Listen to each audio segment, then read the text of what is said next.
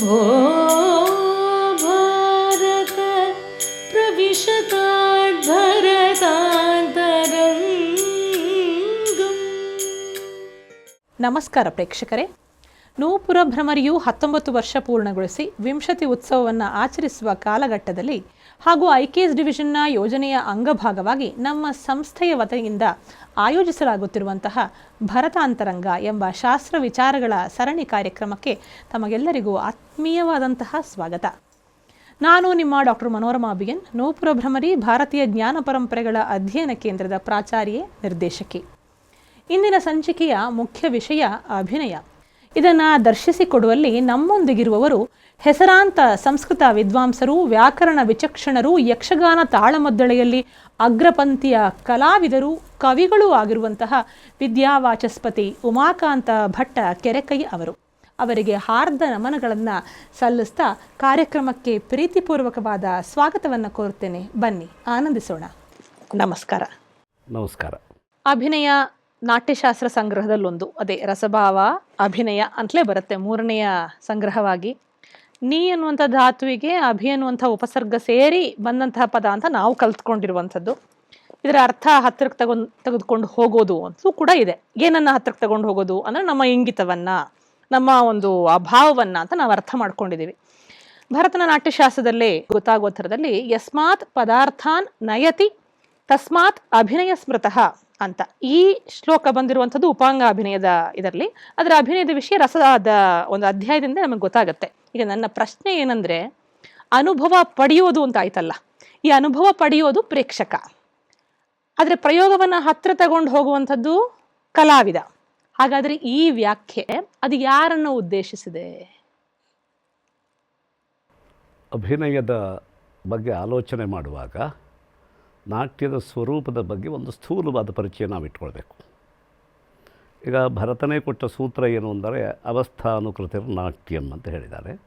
ಇಲ್ಲಿ ಅನುಕೃತಿ ಎಂಬ ಶಬ್ದ ಬಹಳ ಪ್ರಧಾನವಾದದ್ದು. ಈ ಅನುಕೃತಿ, ಅನುಕರಣ, ಅದನ್ನು ಬೇರೆ ಬೇರೆಯ ಕೃದಂತ ರೂಪಗಳಿಂದ ನಾವು ಹೇಳಿದರೂ ಕೂಡ ಅಲ್ಲಿ ಒಂದು ಸೂಕ್ಷ್ಮವಾದ ಅರ್ಥ ಇದೆ. ಅನುಸರಿಸಿ ಸದೃಶವಾಗಿ ನಾವು ಏರ್ಪಡಿಸೋದು ಅಂತ ಒಂದು ಅರ್ಥ ಬರುತ್ತೆ. ಇರಲಿ, ನಾವು ಅದರ ಸೂಕ್ಷ್ಮವನ್ನು ಇನ್ನಷ್ಟು ಗಮನಿಸೋಣ. ಅನುಕೃತಿ ಎಂಬುದೇ ಅಭಿನಯ ಎಂಬ ಶಬ್ದದಿಂದ ಹೇಳಿದೆ ಅಂತ ನನಗನ್ನಿಸೋದು. ಯಾವುದರ ಅನುಕೃತಿ ಅಂದರೆ ಅಲ್ಲಿ ಅವಸ್ಥಾನುಕೃತಿ ಅಂತ ಹೇಳಿದ್ದು ಅಭಿನಯದ ವಿಷಯವನ್ನು ಸೀಮಿತಗೊಳಿಸಿದ್ರಿಂದ ಅಥವಾ ವಿಸ್ತರಿಸಿದ್ರಿಂದ ಹೇಗೂ ಹೇಳ್ಬೋದು. ನಾವು ಆ ಸಂದರ್ಭದಲ್ಲಿ ಅದನ್ನು ಪರಿಶೀಲನೆ ಮಾಡೋಣ. ಇಲ್ಲಿ ಅನುಕೃತಿ ಮತ್ತು ಅಭಿನಯ ಎರಡು ಸಮಾನಾರ್ಥಕವಾಗಿದೆ ಅಂತ ಗೊತ್ತಾಗ್ತದೆ. ಆದ್ದರಿಂದ ಇದು ಏನಾಗಿದೆ ಅಂದರೆ, ನಾಟ್ಯವನ್ನು ಯಾರು ಮಾಡ್ತಾ ಇದ್ದಾರೋ ಅದು ಅವರ ಕರ್ತವ್ಯ, ಆದರೆ ನಟನ ಕರ್ತವ್ಯ ಆಯಿತು. ಅಭಿನಯ ಎಂಬುದು ನಟನ ಕರ್ತವ್ಯ. ಇಲ್ಲಿ ಅಭಿನಯ ಶಬ್ದದಲ್ಲಿ ಘಟಕವಾದ ಉಪಸರ್ಗ, ಧಾತು ಮತ್ತು ಪ್ರತ್ಯಯ, ಈ ಮೂರೂ ವಿಷಯಗಳನ್ನು ನಾವು ಗಮನಿಸಬೇಕು. ಮೂರರ ಅರ್ಥವನ್ನು ಗಮನಿಸಿ ಅದಕ್ಕೊಂದು ಸಂಯೋಜನೆ ಮಾಡಿಕೊಳ್ಬೇಕಾಗಿದೆ. ಈ ವಿಷಯದಲ್ಲಿ ಪ್ರಾಚೀನವಾದ ಶ್ಲೋಕವನ್ನೇ ಭರತ ಉದಾಹರಿಸಿದ್ದಾರೆ. ಅತ್ರ ಶ್ಲೋಕವು ಅಂತ ಹೇಳಿ, ಅಭಿಪೂರ್ವಸ್ತುಣೀಂಧಾತುರಾಭಿಮುಖ್ಯಾರ್ಥ ನಿರ್ಣಯೇ ಯಸ್ಮಾತ್ ಪದಾರ್ಥಾನ್ ನಯತಿ ತಸ್ಮಾದ್ ಅಭಿನಯ ಸ್ಮೃತಃ. ಈಗ ಅಭಿ ಎಂಬ ಉಪಸರ್ಗಕ್ಕೆ ಆಭಿಮುಖ್ಯ ಎಂಬ ಅರ್ಥವನ್ನು ಇಟ್ಟುಕೊಂಡು ಅಭಿ ಅಂತ ಬಂದಿದೆ. ಅಭಿಮುಖವಾಗಿ ಅಂತ ನೋಡಿ. ಅಭಿಮುಖ ಅಂತ ಹೇಳುವಾಗ ಎರಡು ಇರಬೇಕು. ಒಂದು ಮುಖಕ್ಕೆ ಪ್ರತಿಯಾಗಿರುವ ಮುಖ, ಅದು ಅಭಿಮುಖವಾಗತ್ತೆ.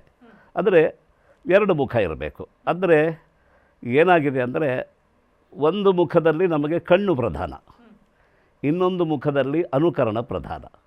ಆದ್ದರಿಂದ ಅನುಕರಣ ಆ ಕಣ್ಣಿಗೆ ವಸ್ತುವಾಗಬೇಕು.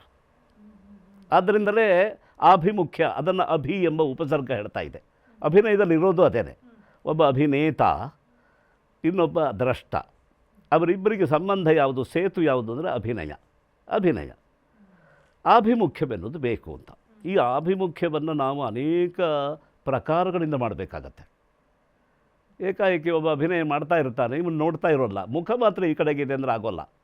ಆಭಿಮುಖ್ಯವೆಂಬುದು ಮುಖದವರೆಗೆ ಬರಬೇಕಿದ್ರೆ ಮನಸ್ಸಲ್ಲಿ ಬರಬೇಕಲ್ಲ.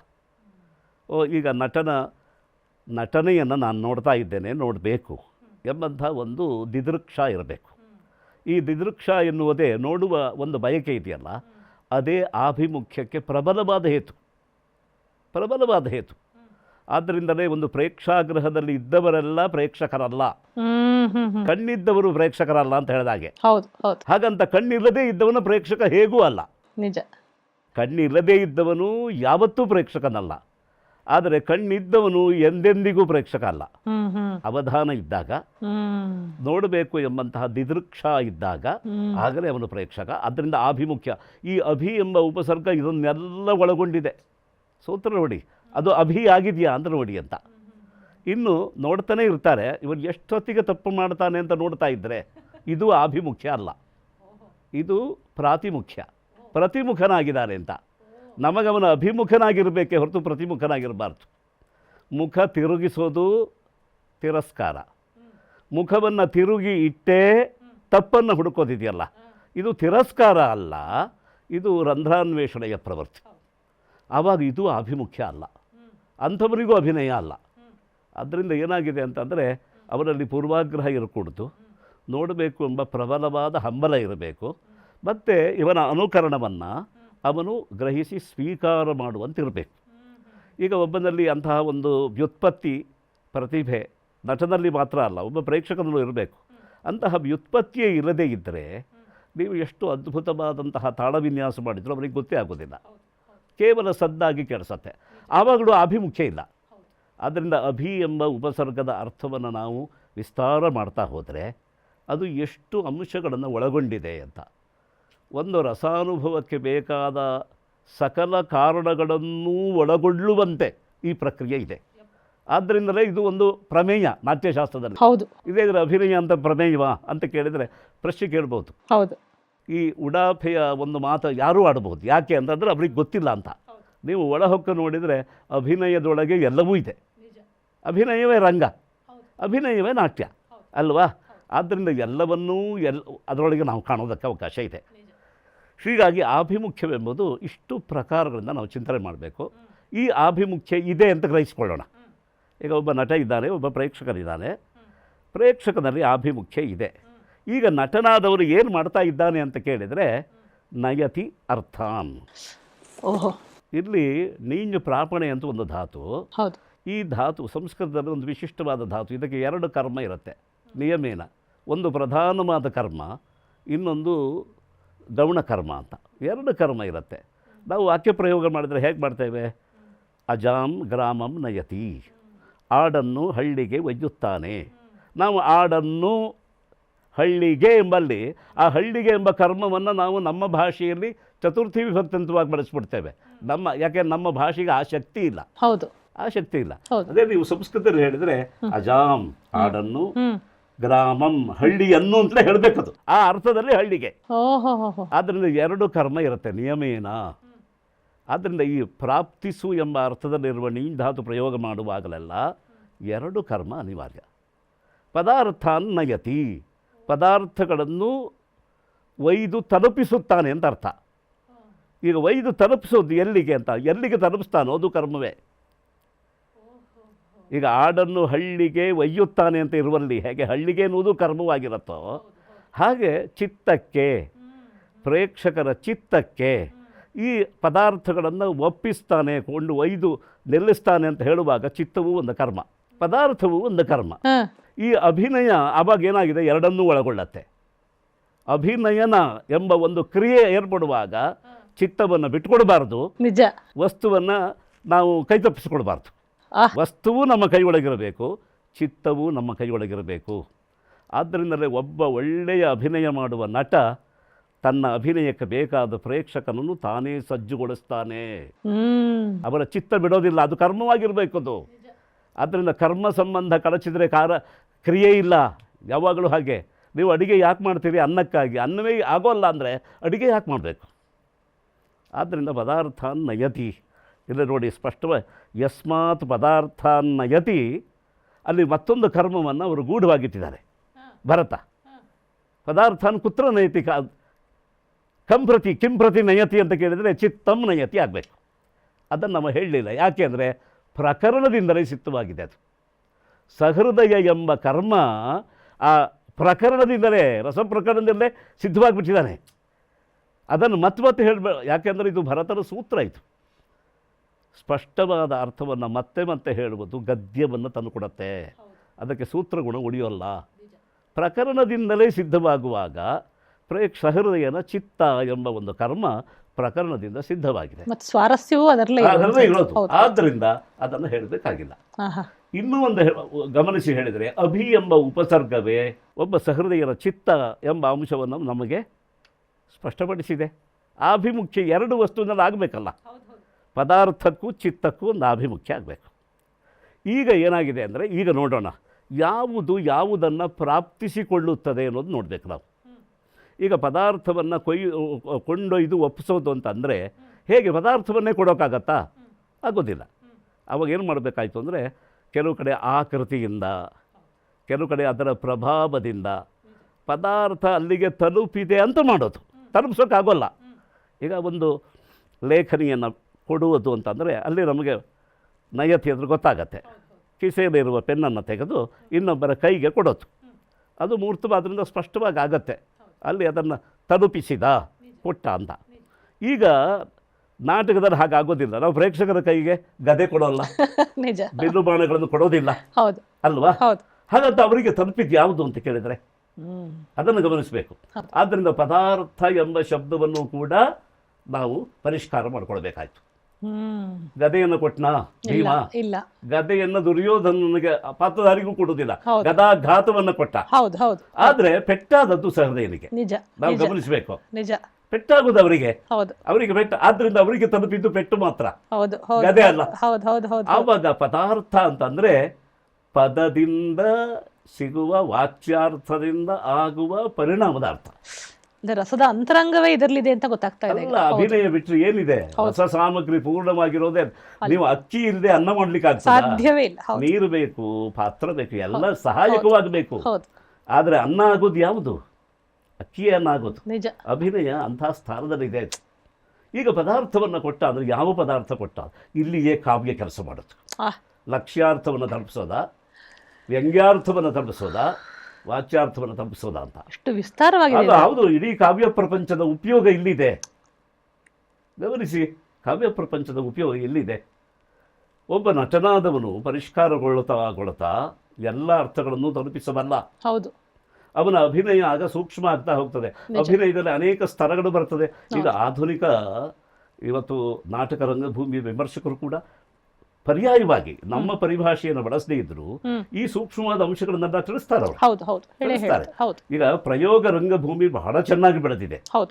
ನಮ್ಮಲ್ಲಿ ಪರಿಭಾಷೆಯ ಜೊತೆಗೆ ಬೆಳೆದಿತ್ತು. ಅವರಲ್ಲಿ ಪರಿಭಾಷೆ ಸ್ಪಷ್ಟವಾಗಿಲ್ಲ ಅಷ್ಟೇ. ಪರಿಭಾಷೆ ಇಲ್ಲ ಅಂತಲ್ಲ, ಸ್ಪಷ್ಟವಾಗಿಲ್ಲ. ಆದ್ದರಿಂದ ಇದು ಗಮನಿಸಬೇಕಾದ ವಿಷಯ ಆಯಿತು. ಪದಾರ್ಥ ನಯತಿ ಅಂತ. ಈಗ ಒಪ್ಪಿಸೋದಿದೆಯಲ್ಲ, ಈ ಒಪ್ಪಿಸೋದು ಕೂಡ ಪ್ರಾಪ್ತಿಸುವುದು. ಈ ಪ್ರಾಪ್ತಿ ಎಂಬುದರ ಸ್ವರೂಪವನ್ನು ನಾವು ಮತ್ತು ಸೂಕ್ಷ್ಮವಾಗಿ ಗಮನಿಸಬೇಕು. ಯಾವುದು ಹೇಗೆ ಪ್ರಾಪ್ತಿಸ್ತದೆ ಅಂತ. ಈಗ ನಾವು ಹಾಲನ್ನು ಕುಡಿತೇವೆ. ಹಾಲು ನಮಗೆ ಪ್ರಾಪ್ತಿಸಿತು. ಕುಡಿಯುವಾಗ ಒಂದು ಲೋಟ ಹಾಲಿತ್ತು. ದೇಹದ ಒಳಗೆಲ್ಲ ವಿಭಜನೆ ಆಗಿ ಆಮೇಲೆ ಅದ್ರೊಳಗೆ ಬೇಡದೇ ಇರುವಂತಹ ಎಷ್ಟು ದ್ರವರೂಪವಾದ ಆ ವಸ್ತುಗಳನ್ನೆಲ್ಲ ನಾವು ವಿಸರ್ಜನೆ ಮಾಡ್ತೇವೆ. ಅದಕ್ಕೆ ವಿಸರ್ಜನ ಅಂತ ಹೆಸರಿದೆ. ಆವಾಗ ಅಲ್ಲಿ ಹಾಲಿನಲ್ಲಿ ನಿಜವಾಗಿ ಪ್ರಾಪ್ತಿಸಿದ್ದು ಯಾವುದು ಅಂತಂದರೆ ರಕ್ತಗತವಾಗುವ ಅದರ ಪೋಷಕಾಂಶ ಮಾತ್ರ. ಬಾಕಿದು ಪ್ರಾಪ್ತಿಸಿದ್ದಲ್ಲ. ಬಂತು ಹೋಯಿತು. ರಂಗ ಪ್ರಕ್ರಿಯೆಯಲ್ಲೂ ಹಾಗೆ ಎಷ್ಟೋ ಬರುತ್ತೆ, ಎಷ್ಟೋ ಹೋಗತ್ತೆ. ಆದರೆ ಅಲ್ಲಿ ಹೋಗಿ ನಿಲ್ಲುವುದು ಮತ್ತೆ ಅದು ರಸೋನ್ಮೇಷ ಆಗುವ ಹಾಗೆ, ರಸ ತಾನೇ ಆವಿರ್ಭವಿಸುವ ಹಾಗೆ ಪ್ರವರ್ತಿಸೋದು ಯಾವುದಿದೆಯೋ ಅದು ಪದಾರ್ಥ. ಬಾಕಿದೆಲ್ಲ ಪದಾರ್ಥ ಅಲ್ಲ, ಅಪದಾರ್ಥ. ಅದು ಪದಾರ್ಥವೇ ಅಲ್ಲ, ಪದಾರ್ಥ ಹಾಗೆ ಕಾಣುತ್ತೆ. ಈಗ ಮನೆಗೆ ಒಂದು ಪಾರ್ಸಲ್ ಬರುತ್ತೆ, ಎಲ್ಲ ತಗೊಳ್ತೀರಾ ನೀವು? ತಂದು ಕೊಡುವನ ಹತ್ರ ಎಲ್ಲ ತಗೊಳ್ತೀರಿ. ಒಳಗೆ ಬಂದ ಮೇಲೆ ಬೇರೆ ಕವರನ್ನು ಬಿಚ್ಚಿ, ಅದನ್ನು ಬಿಚ್ಚಿದ್ದನ್ನು ಎಲ್ಲೆಲ್ಲ ಹಾಕಬೇಕು ಅಂತ ಮಕ್ಕಳಿಗೂ ಗೊತ್ತು. ಹೊರಗಡೆದು ಪ್ಲಾಸ್ಟಿಕ್ ಕವರ್ ಆದರೆ ಕಸದ ಡಬ್ಬಿಗೆ ಹಾಕ್ತಾರೆ ಅಂತ ಅಲ್ವಾ? ಕಸದ ಡಬ್ಬಿಗೆ ಹಾಕ್ತಾರೆ. ಒಳಗಡೆ ಇರುವ ಪ್ಯಾಕಿಂಗ್ ಮೆಟೀರಿಯಲ್ ಇದ್ದರೆ ಅದನ್ನು ತೆಗೆದು ಉರಿಸುವ ಒಲೆ ಇದ್ದರೆ ಅಲ್ಲ ಹಾಕ್ತಾರೆ. ಅದಕ್ಕೂ ಒಳಗಿರುವಂಥ ಒಂದು ಹಣ್ಣಾದರೆ, ಮಾವಿನ ಹಣ್ಣಾದರೆ ಅದರ ಸಿಪ್ಪೆಯನ್ನು ತೆಗೆದು ಹಸಿ ಕಸಕ್ಕೆ ಹಾಕ್ತಾರೆ. ಆಮೇಲೆ ನಮ್ಮ ಉದರವನ್ನು ಸೇರುವ ನಮಗೆ ಸಿಹಿಯಾದದ್ದು ಅಂದರೆ ಮಾವಿನ ಹಣ್ಣಿನ ರಸ ಮಾತ್ರ. ಇದೇ ವಿಧಾನದಲ್ಲಿ ನಾಟಕದಲ್ಲೂ ಇದೆ. ನಾವು ಒಂದು ರಂಗಪ್ರಯೋಗ ಮಾಡಿದಾಗ ಕಸ ಎಷ್ಟು ರಸ ಎಷ್ಟು ಯೋಚನೆ ಮಾಡಬೇಕದು. ಕಾಣುವಾಗ ಕಸವಾದರೂ ರಸವಾಗುತ್ತೆ ಕೆಲವೊಮ್ಮೆ. ಯಾಕೆ ಅಂದರೆ ಬಹಳ ಪ್ಯಾಕಿಂಗ್ ಮೆಟೀರಿಯಲ್ ಜಾಸ್ತಿ ಬಂದರೆ ಒಂದು ಹಂಡೆ ನೀರು ಕಾಯತ್ತೆ. ನಿಜ ನಿಜ. ಅದರಲ್ಲಿ ಸ್ನಾನ ಮಾಡಿದವನಿಗೆ ಒಂದು ಉಲ್ಲಾಘ ಬರುತ್ತೆ, ಹೌದು ಹೌದು. ಒಂದು ದೇಹದಲ್ಲಿ ಒಂದು ರಾಘವ ಬರುತ್ತೆ, ಅದರಿಂದ ಒಂದು ಪ್ರಯೋಜನ ಆಯಿತು. ಆದರೆ ಹಣ ಕೊಟ್ಟು ಅದಕ್ಕೆ ಹಣ ಕೊಟ್ಟಿದ್ದು ವ್ಯರ್ಥ. ಅದು ಹಾಸ್ಯಗಾರ ಅಸೌಷ್ಠವದಲ್ಲಿದ್ದರೂ ಸೌಷ್ಠವೇ ಆಗುವ ತರ. ಸೌಷ್ಠವ ಇವನ ಮನಸ್ಸಲ್ಲಿ ಆಗತ್ತೆ, ಪ್ರೇಕ್ಷಕರ ಅಂತರಂಗಕ್ಕೆ ಸೌಷ್ಠವ ಬರಬೇಕು. ಹೌದು ಹೌದು ಹೌದು ಹೌದು. ಆ ವಿಧಾನದಲ್ಲಿ ಅಭಿನಯದ ವಿಚಾರದ ಬಗ್ಗೆ ಇಷ್ಟೊಂದು ಆಳಕ್ಕೆ ಇಳಿಬಹುದು, ಅದನ್ನು ರಸಮಾರ್ಗವಾಗಿ ನೋಡಬಹುದು ಅಂತಲೂ ಕೂಡ ಬಹುತೇಕ ನಮ್ಮಂತಹ ಕಿರಿಯರಿಗೆ ತಿಳಿದಿರೋದಿಲ್ಲ. ಅದನ್ನು ದರ್ಶಿಸಿಕೊಟ್ಟಿದ್ದಕ್ಕೆ ತಮಗೆ ಹಾರ್ದವಾದಂತಹ ಕೃತಜ್ಞತೆಗಳು. ಮತ್ತೊಂದು ಸಂಚಿಕೆಯಲ್ಲಿ ನಿಮ್ಮನ್ನು ಸಂಧಿಸ್ತೇನೆ. ನಮಸ್ಕಾರ. ನಮಸ್ಕಾರ. ವೀಕ್ಷಕರೇ, ಕೇಳಿದ್ರಲ್ಲ, ನಿಮಗಿಷ್ಟ ಆಯಿತು ಅಂತ ಅಂದುಕೊಳ್ತೇನೆ. ಹಾಗಿದ್ರೆ ತಡ ಯಾಕೆ? ಈ ಕಾರ್ಯಕ್ರಮವನ್ನು ಆಸಕ್ತರಿಗೆ ಹಂಚಿ, ನಿಮ್ಮ ಪ್ರತಿಕ್ರಿಯೆಗಳನ್ನು ನಮ್ಮ ಜಾಲತಾಣದಲ್ಲಿ ದಾಖಲಿಸಿ, ಬೆಂಬಲಿಸಿ, ಪ್ರೋತ್ಸಾಹಿಸಿ. ಅಷ್ಟೇ ಅಲ್ಲ, ನಾಟ್ಯಶಾಸ್ತ್ರದ ಸಹಿತ ಕಲೆಯ ವಿವಿಧ ಕ್ಷೇತ್ರಗಳ ವಿಸ್ತಾರವನ್ನು ಚರ್ಚಿಸುವ ಹಲವಾರು ಕೋರ್ಸುಗಳು ನಮ್ಮಲ್ಲಿವೆ. ಹಾಗೆಯೇ ಪುಸ್ತಕಗಳೂ ಇವೆ. ಅವುಗಳ ನೆರವನ್ನು ನೀವು ಪಡೆಯಬಹುದು. ಹೆಚ್ಚಿನ ವಿವರಗಳಿಗೆ www.nupurabhramari.com ಸಹಿತ ಸಾಮಾಜಿಕ ಜಾಲತಾಣದಲ್ಲಿರುವ ನಮ್ಮ ಗುಂಪು, ಪುಟ, ಖಾತೆಗಳನ್ನು ಗಮನಿಸಬಹುದು.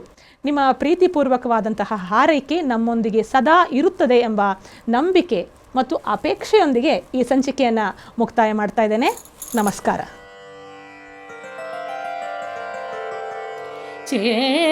ಚೇತಪ್ರಸಾದ ಸದನಂ ವಸತಿಂ ಸುವಾಚಾಂ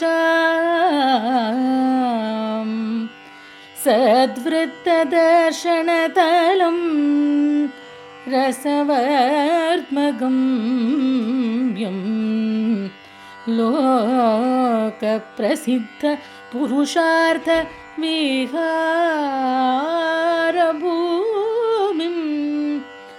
ಭೋ ಭಾರತ ಪ್ರತಿಶತಾತ್ ಭರತಾಂತರಂಗಂ